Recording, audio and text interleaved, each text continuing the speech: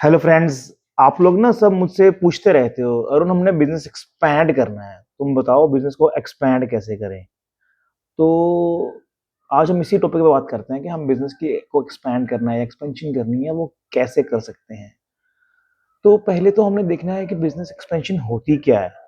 अगर आप बिजनेस कर रहे हो कोई, उसमें आपके पास कुछ क्लाइंट्स आ रहे हैं, आप उनको कुछ सेल कर रहे हो, उससे प्रॉफिट कमा रहे हो, तो आप बिजनेस को अच्छा रन कर रहे हो। तो अगर आप सिर्फ सेल को बढ़ाने को एक्सपेंशन करना कहते हो तो ये एक्सपेंशन नहीं हुई। तो बिजनेस एक्सपेंशन सिर्फ बिजनेस की सेल को बढ़ाना नहीं होता। देखिए, अगर आप बिजनेस कर रहे हो तो मे बी आप फुल कैपेसिटी पे कर रहे हो, या फुल कैपेसिटी पे नहीं काम कर रहे, अभी आपके पास कुछ बैंडविड्थ है कि आप अपनी सेल को बढ़ा सको बड़ी इजीली।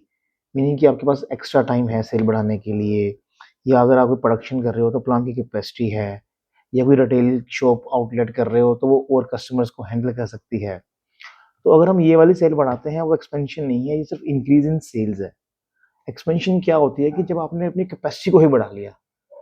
एग्जाम्पल, आप कोई प्रोफेशनल हो, जैसे मैं सीए हूँ या कोई और आप डॉक्टर हो, तो आप दिन में 100 क्लाइंट देख सकते हो। और अभी आपके पास 80 या 70 क्लाइंट आ रहे हैं। तो पहले जब आप उसको 70 80 से 100 पे लेके जाओगे तो वो एक्सपेंशन नहीं है, तो नॉर्मल सेल को बढ़ाना है। लेकिन जब आपकी कैपेसिटी 100 क्लाइंट देखने की है, अब आपने 100 को बढ़ा के 200 पे करना है, अपनी कैपेसिटी को बढ़ाना है, तो वो एक्सपेंशन हो गई। तो हमने देखना है कि पहले तो हमने एक्सपेंशन क्यों करनी है, प्रॉफिट बढ़ाने के लिए या सेल बढ़ाने के लिए या और लोगों को सर्व करने के लिए। हमने अपना टारगेट बना लिया कि हमने एक्सपैंड करना है और इसलिए करना है। फिर हम देखते हैं कि हमने एक्सपैंड किस तरह करना है। क्या मेरी जो करंट मार्केट को मैं सर्व कर रहा हूँ, इसमें स्पेस है एक्सपेंशन की? अगर इसमें एक्सपेंशन की स्पेस है तो हम इसी मार्केट में एक्सपैंड करेंगे। पर हो सकता है कि मेरी इस करंट मार्केट में एक्सपैंड करने की कैपेसिटी ना हो, तो मैं जियोग्राफिकल एक्सपेंशन करूंगा। मीन्स मैं अपना एरिया बढ़ाऊंगा। जैसे कि मैं चंडीगढ़ में सर्व कर रहा हूँ, अब चंडीगढ़ की कैपेसिटी फुल हो गई है, यहाँ पे मेरी जो प्रोडक्ट सर्विस है मैं और नहीं एक्सपेंड कर सकता। तो मैं लुधियाना में, दिल्ली में या मुंबई में किसी और सिटी में अपना ऑफिस खोलूंगा, या वहाँ के क्लाइंट्स को सर्व करना शुरू करूंगा किसी भी तरीके से। तो ये तो होगी जियोग्राफिकल एक्सपेंशन, जिसके लिए मैं एरिया बढ़ाऊंगा।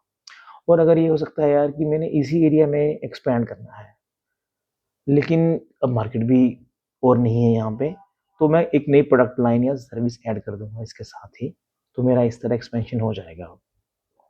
अब एक्सपैंड करने के लिए हमें क्या क्या चाहिए होता है। पहले तो मार्केट, वो हमने देख लिया कि मार्केट करंट भी हो सकती है, कोई और भी हो सकती है, या नया प्रोडक्ट सर्विस भी हो सकती है। दूसरा क्या होता है कि अगर हमने एक्सपेंशन करनी है तो उसके लिए हमें फंड्स चाहिए होते हैं। तो फंड्स तो हमें अरेंज करने ही पड़ेंगे, या अपने फंड होंगे जो हमने अब तक कमाया है, या सेविंग होगी, या हम कहीं से लोन लेंगे बैंक से, या फिर किसी पार्टनर को ऐड करेंगे। फिर हमने अगर फंड्स भी आ गए हमारे पास, तो हमने कोई उसके लिए मशीनरी बाय करनी है या एसेट्स बाय करनी है कैपेसिटी को बढ़ाने के लिए, वो चीज़ हो गई। जब ये दोनों चीज़ों को ले आएंगे, उसके बाद हमने देखना है स्टाफ को लेके आना है, कि हमने नया स्टाफ हायर करना है। तो स्टाफ को हायर करने के लिए सिस्टम होता है, प्रोसेस बनेगा कि हमें कौन सा स्टाफ चाहिए, किस चीज़ के लिए चाहिए, उसका क्या रोल होगा, उसकी क्या एजुकेशन क्वालिफिकेशन होनी चाहिए। वो देखकर हम कंसर्न स्टाफ को हायर कर लेंगे। लेकिन हायरिंग पर ही बात नहीं रुकती।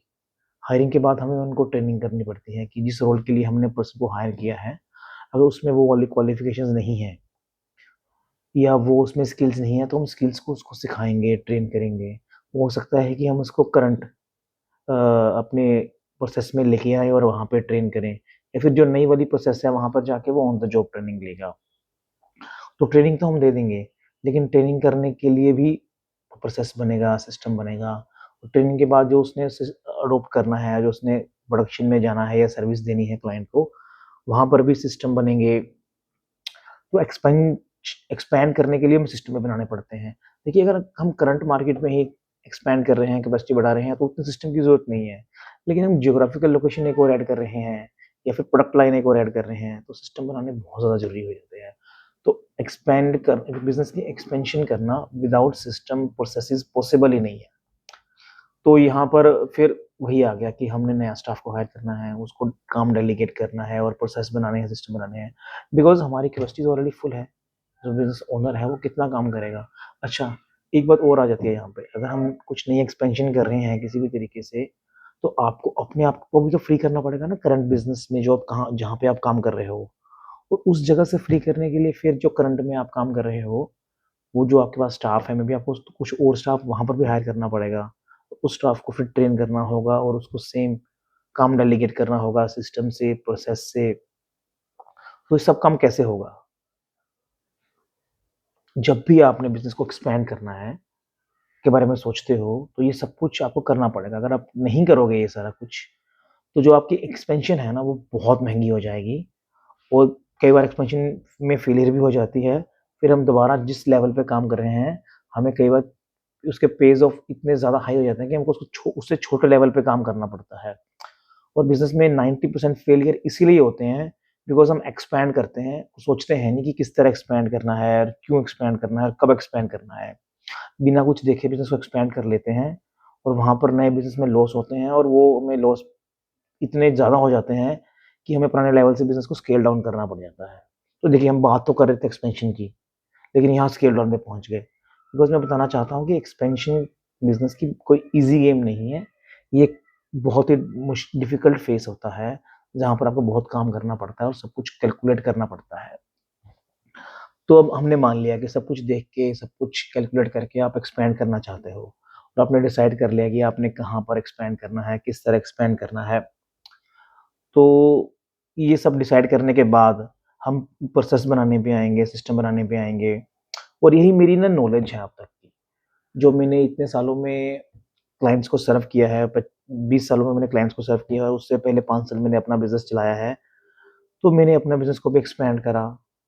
मेरे पापा ने भी अपने बिज़नेस को एक्सपैंड किया था और मैंने बहुत क्लाइंट्स को देखा हुआ है, उन्होंने बिज़नेस को एक्सपैंड किया और उनके बिज़नेस में अप्स एंड डाउन्स मैंने रेगुलर देखे हैं। तो मुझे इससे पूरी अंडरस्टैंडिंग हो गई है कि बिज़नेस को कब एक्सपैंड करना है, कब नहीं करना और कौन-कौन सी मार्केट कंडीशंस हैं जिनमें हम अपने बिज़नेस को एक्सपैंड कर सकते हैं और किन कंडीशन में बिज़नेस को एक्सपैंड नहीं करना चाहिए।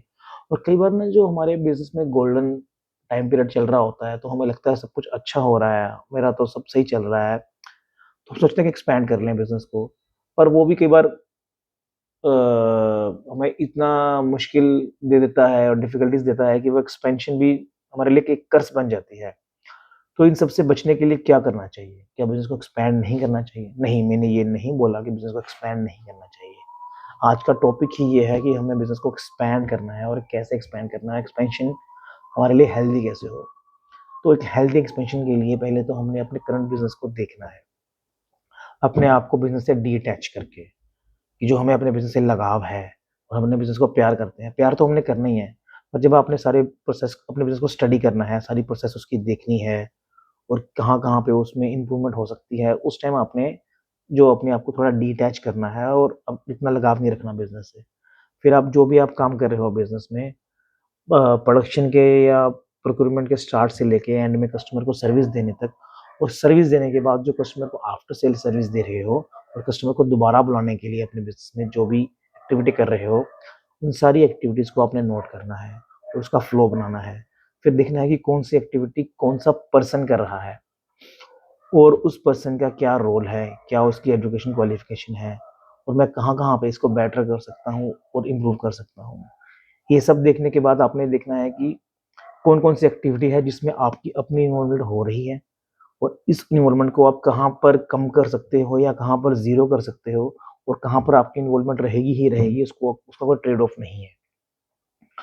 ये सब कुछ नोट करने के बाद आपने जो ये नोट किया था इसको अपने करंट बिज़नेस में अडॉप्ट करना है, कि कहाँ-कहाँ पर आपने स्टाफ है देखना है, कहाँ पर स्टाफ नहीं है और नया स्टाफ चाहिए, तो आप उस स्टाफ को हायर करोगे, तो उसको ये काम डेलीगेट करोगे और अ, ये डेलीगेशन आपने काम को दे दी और कंट्रोल बना लिया, सिस्टम बना लिया, उसके बाद उसकी मेज़रमेंट भी ज़रूरी है। बिकॉज़ अगर आप मेज़र नहीं करोगे कि कौन-सा काम हमने स्टाफ को दिया था, कब दिया था, होना चाहिए था, वो हुआ है या नहीं हुआ है, कितना हुआ है और कितनी एक्यूरेसी से हुआ है। इस सारे मेज़रमेंट को हम बोलते हैं एमआईएस, मैनेजमेंट इन्फॉर्मेशन सिस्टम। इसके लिए आपको कोई अच्छा ईआरपी चाहिए या स्प्रेडशीट के ऊपर सॉल्यूशन बना सकते हो। तो ये बनाने के बाद आप काम को डेलीगेट करोगे और उसकी मेज़रमेंट करोगे और अपने आप को थोड़ा-थोड़ा फ्री टाइम दोगे, ताकि आप अपनी एक्सपेंशन के बारे में सोच सको। अगर आप बिज़नेस से फ्री ही नहीं हुए, तो एक्सपैंड नहीं कर सकते और उसके बारे में सोच भी नहीं सकते। तो यहाँ पर हमने आपको फ्री कर लिया बिज़नेस से और करंट बिज़नेस को थोड़ा अच्छे से रन कर लिया। फिर हम देखते हैं कि हमने बिज़नेस को कहाँ पे एक्सपैंड करना था। और जिस भी जगह में हमने बिज़नेस को एक्सपेंड करना था, वहाँ पर हम जो एसेट्स चाहिए, वो एसेट्स की कॉस्टिंग निकालेंगे, क्या कॉस्टिंग आनी है, और सेल का एस्टीमेट लेंगे। फिर एक उसकी फिज़िबिलिटी और रिपोर्ट बनाएँगे और प्रोजेक्ट रिपोर्ट बनाएँगे। वो हमने किसी और के लिए नहीं बनानी, अपने लिए बनानी है कि क्या मेरे करंट न्यू मार्केट में बिज़नेस फिज़िबल है, प्रॉफिटेबल होगा या नहीं होगा। और अगर हमें लगता है कि फिज़िबल और प्रॉफिटेबल है, तो हम देखेंगे हमें उसके लिए कितने फंड्स चाहिए, फिर वो फंड्स हमारे पास हैं या नहीं हैं। अगर फंड्स हमारे पास हैं, तो हम उस फंड को लगा के वहाँ पे उसको शुरू कर सकते हैं। अगर नहीं है, तो हम देखेंगे कौन से सोर्स से हमें फंड मिल सकता है, बैंक से मिलना है या फिर किसी नॉन बैंकिंग से पर्सन से हमने लोन लेना है या फिर किसी पार्टनर को ऐड करना है। फिर वो फंड देखने के बाद वो फंड की कॉस्ट क्या आ रही है और फंड कहाँ से कितना आना है, वो देख के हम एसेट्स को बाय कर लेंगे वहाँ पे। एसेट्स को बाय करने के साथ ही हमने स्टाफ की हायरिंग शुरू कर देनी है कि कौन-कौन सा हमें नया स्टाफ चाहिए, उसकी क्या रिस्पॉन्सिबिलिटीज़ होंगी और क्या उसकी क्वालिफ़िकेशन होगी। वो देख के हमने स्टाफ को इंटरव्यू लेके स्टाफ को हायर करना है, फिर उसकी ट्रेनिंग करनी है। ट्रेन करने के बाद हम नए एरिया में प्रोडक्शन स्टार्ट कर देंगे। अब प्रोडक्शन अगर हमने फुल शुरू कर देंगे 100% तो दैट में बी ए कॉस्टली। तो उसके लिए क्या होता है, हमने ये पायलट प्रोजेक्ट लगाते हैं कि छोटे लेवल पे हमने प्रोडक्शन शुरू करी या सर्विस दी, कुछ टेस्ट क्लाइंट्स को या टेस्ट कस्टमर्स को हमने वहाँ पे सर्विस दी, फिर देखा उनका रिव्यू कैसा आ रहा है। अगर सब कुछ अच्छा बन गया है, तो हम उसको स्केल अप कर देंगे, प्रॉपर्ली एक्सपैंड कर देंगे। फिर जब हमने इस बिज़नेस को एक नए प्रोडक्ट लाइन या नए एरिया में एक्सपैंड कर लिया, तो हमें एक्सपीरियंस हो गया। फिर सेकंड एक्सपेंशन थोड़ा ईज़ी हो जाता है कंपैरेटिवली। फिर थर्ड तो उससे भी फास्ट हो जाता है। तो जब 3-4 बार इसको हम एक्सपैंड कर लेते हैं, तो एक्सपेंशन को ही सिस्टम में डाल देते हैं कि एक्सपैंड करने का ये सिस्टम है। उसके एक्सपैंड करने के लिए हम कुछ स्टाफ को हायर कर लेते हैं, वो उसकी वहाँ पे ओनरशिप हो जाती है, तो एक्सपेंशन भी ऑटोमेट हो जाएगा। जब हमारा बिज़नेस पहले हमने ऑटोमेट कर लिया था, फिर हमने एक्सपेंशन को ऑटोमेट कर लिया, तो ये सारा बिज़नेस सिस्टम से चलेगा और अपने आप स्केल अप होता रहेगा।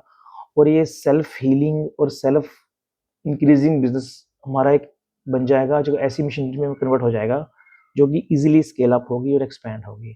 तो जो बड़े-बड़े एमएनसी हैं या फिर जो कॉर्पोरेट्स हैं, वो इसी तरह काम करते हैं। उनका बिज़नेस हमेशा एक्सपैंड होता रहता है। तो ये जो सब कुछ मैं आपको बोल रहा हूँ, ये आपको कुछ समझ में आया? अगर नहीं आया, तो उसके लिए आपको मेरे पास आना पड़ेगा। मेरे साथ बैठ के डिस्कस करना पड़ेगा कि आपका करंट बिज़नेस क्या है, उसमें आप क्या-क्या इम्प्रूवमेंट कर सकते हो और उसको एक्सपेंड करना चाहते हो और कैसे एक्सपेंड हो सकता है, क्या-क्या उसमें बॉटलनेक्स आएँगे, रोड ब्लॉक्स आएँगे। हम सबको एक बैठ के डिस्कस करेंगे और देखेंगे कि कहाँ पर हमारी एक्सपेंशन हो सकती है, कहाँ पर नहीं हो सकती है। और मैं आपको बताने के लिए कौन हूँ या क्या चीज़ हूँ जो मैं आपको ये बता सकता हूँ। तो गाइज़ मैं एक सीए हूँ, जो सीए की प्रैक्टिस कर रहा है, और मैंने अपने सीए के बिज़नेस को, ट्रेडिशनल प्रैक्टिस को भी काफ़ी लेवल पे एक्सपेंड किया है। अर्लियर मैं अपने सिटी चंडीगढ़ में ही काम कर रहा था, तो कोविड के बाद थोड़ा हमने टेक को अडॉप्ट किया, वर्क फ्रॉम होम किया, तो उससे मुझे समझ में आया यार कि ज्योग्राफिकल लिमिट तो है ही नहीं कोई आज के टेक्नोलॉजी के टाइम में। तो मैंने थोड़ा चंडीगढ़ से बाहर एक्सपेंड करना शुरू किया और आज मेरे 80% क्लाइंट आउट ऑफ चंडीगढ़ हैं, और ये 80% क्लाइंट मैंने कोविड के बाद ही एक्वायर करे हैं। तो मैं अराउंड साल में 2000 आईटीआर भरता हूँ सैलरी पर्सन की, और बिज़नेस पर्सन्स जो होते हैं, जो बिज़नेस में हैं, वो अराउंड 500 आईटीआर्स भरता हूँ।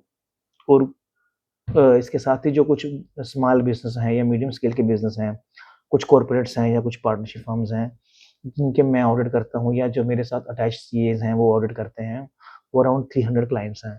तो पहले मैंने अपनी सीए के प्रैक्टिस को ही स्केल अप करा और एक्सपेंड करा। उसके बाद जो मेरे पास क्लाइंट्स आ रहे थे, मैंने उनको एक्सपेंशन के लिए कंसल्टिंग देनी शुरू करी है। और आज की डेट में मैं प्राउडली कह सकता हूँ कि मोर देन 40 बिज़नेस ऐसे हैं, जो मैंने पिछले 4 सालों में मेरे पास आए हैं, उन्होंने बिज़नेस एक्सपैंड किया है और उनकी टर्नओवर 5 टू 6 टाइम्स हो गई है विद गुड प्रॉफिट्स। उनके ओनर मोस्टली अपने काम से फ्री रहते हैं, बिकॉज़ हमने उनके बिज़नेस को ऑटोमेट किया, और आज की डेट में उनकी एक्सपेंशन भी ऑटोमेटिक है। और कुछ बिज़नेस तो ऐसे भी हैं कि जो हर 2 या 3 महीने में एक नया आउटलेट खोल रहे हैं, या प्लांट की कैपेसिटी वो हर साल अपनी बढ़ा लेते हैं, और ये इनका बड़ी स्मूथली काम चल रहा है और उसमें कोई रोड ब्लॉक नहीं आ रहे। और बॉटलनेक तो आते हैं, जब बॉटलनेक आते हैं वो बैठते हैं, ब्रेनस्टॉर्मिंग करते हैं और उनका बिज़नेस एक्सपैंड होता रहता है। तो गाइज़ मैं यही कहना चाहता हूँ कि अगर आप बिज़नेस को एक्सपैंड करना चाहते हो, उसकी एक्सपेंशन चाहते हो, तो आप अकेले नहीं कर सकते। उसके लिए आपको टीम चाहिए। अच्छी टीम को हायर करना है, ट्रेन करना है और उसको उस काम को डेलीगेट करना है। फिर डेलीगेशन के बाद उसके काम को सिस्टमैटिक करना है और मेजरमेंट करनी है काम की। और ये सारा कुछ कैसे करना है, ये कौन सिखाएगा आपको? अरुण। बिकॉज़ अरुण ने ये साइंस मास्टर कर ली है और अपने लिए भी मास्टर करी है और लोगों को भी मास्टर करी है। और मैं आपकी इसमें हेल्प कर सकता हूँ कि ताकि आप एसएमई होते हुए भी जो बड़े-बड़े कॉर्पोरेट्स हैं या लार्ज एंटरप्राइज़ेज़ हैं, उनसे कम्पीट कर सकें और उनके सामने खड़े होके अपने बिज़नेस को ग्रो कर सकें। Thank you guys.